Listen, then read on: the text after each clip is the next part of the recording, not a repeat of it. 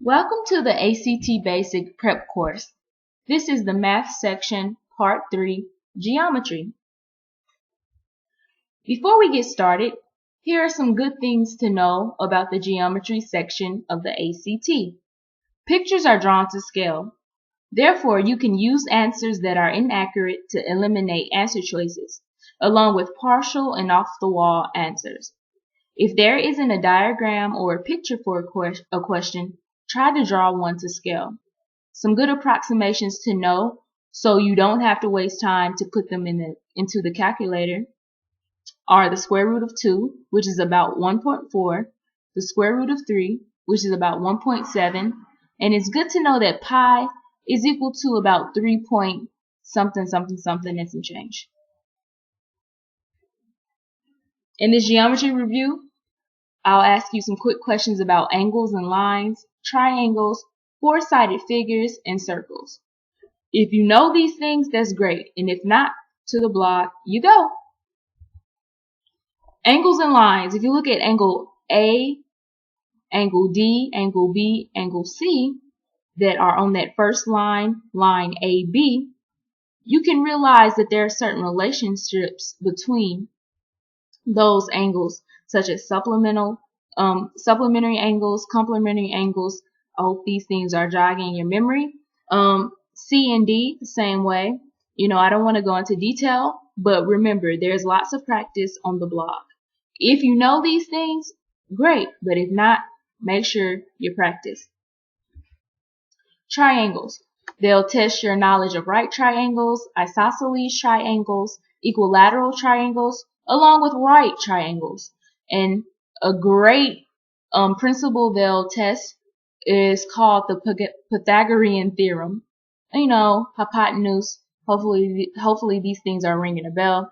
Commonly used numbers for right triangles are going to be a triangle that has sides of 3, 4, 5, and or its multiples, 5, 12, and 13, and or its multiples, along with 7, 24, and 25.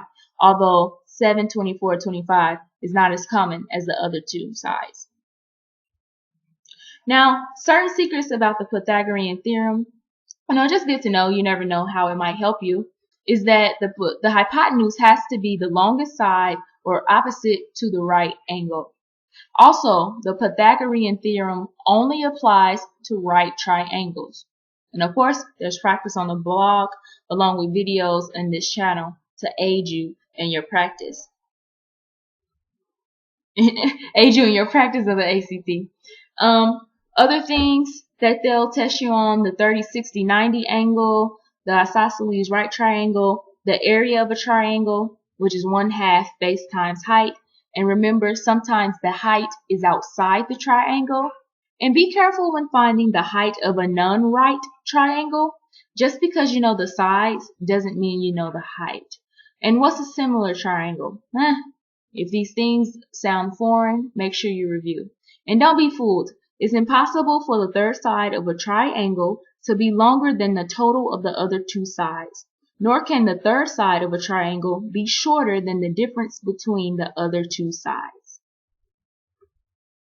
They'll test you on four-sided figures, also known as quadrilaterals.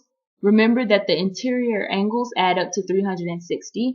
And examples of four-sided figures include rectangles, squares, parallelograms, and trapezoids. And again, review on the blog is available for area and perimeter of four-sided figures. Circles. Remember that there's plenty of practice on the blog. And the formula for the area of a circle is pi times r squared. And the formula for the circumference of a circle is 2 times pi times r.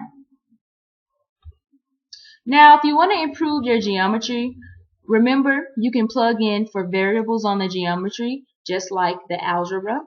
Be familiar with the basics and know the loopholes and rules. I didn't want to spend this to go into detail. I just want to give you a quick overview.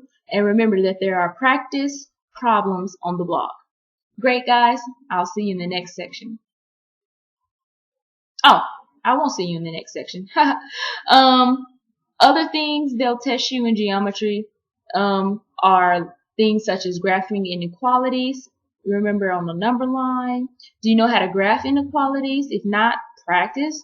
Remember, if you multiply or divide an inequality by a negative number, the signs reverse or the signs flip. They'll give you some problems about graphing in two dimensions. Your calculator can be helpful on these problems, but if you decide to use your calculator on these problems, make sure you know how to operate it. And if you don't, figure it out by hand. You don't want to waste time trying to figure out something that will be easier to do by hand instead of putting it in your calculator. And just an example question will be point 4.3 is the midpoint of line segment AC. If point A has the coordinates 0, 1, then what are the coordinates of point C? And there are your answer choices. So that's just an example of graphing in 2D. Again, practice is available on the blog, and it goes into much more detail. Y-intercept formula. What do these variables mean? You got a y equals mx plus b, slope. Again, if your calculator has these capabilities, know how to operate it. And for more practice by hand and calculator, problems are on the blog. And here's another example. If you have a question, what is the slope of the line based on the equation 5x minus y equals 7x plus 6? So that's a combination of algebra and geometry. So it's important for you to know the basics. Again, slope formula. Change in y over change in x, or y1 minus y2 divided by x1 minus x2. And again, that's an example problem on the at the end of this slide. The midpoint formula is another formula they'll test you about, and again, that's just an example. The distance formula, again, you can perhaps solve this problem by making a mini graph and making the line the hypotenuse of a right triangle. Then you can count the number of spaces in between, including the first and last point. But that can be quite timely, so it's good that you know these formulas and have them memorized, because it can save you time on the ACT. And remember, there are practice problems on the blog. Other things, they'll test you on circles, ellipses, and parabolas. Do you know the standard equation for a circle? X minus h times 2 plus y minus k times 2 equals r squared, or r2. HK is the center of the circle, and r equals the radius. Again, standard equation for an ellipse, and that's just something that looks like a flat circle. Again, that's the formula. I don't want to go into detail too much. There's practice on the blog, and I'll also link other videos that can go into more detail in a more sophisticated way than I can. The standard equation for a parabola is y equals x squared, or x2. Now, you can always put these problems in the graphing calculator if you need to. As long as you're familiar with these problems, you're great. But if not, they're on the blog as well. Alright, we're going to the next section, and that's math, part 4, trigonometry. I'll see you there.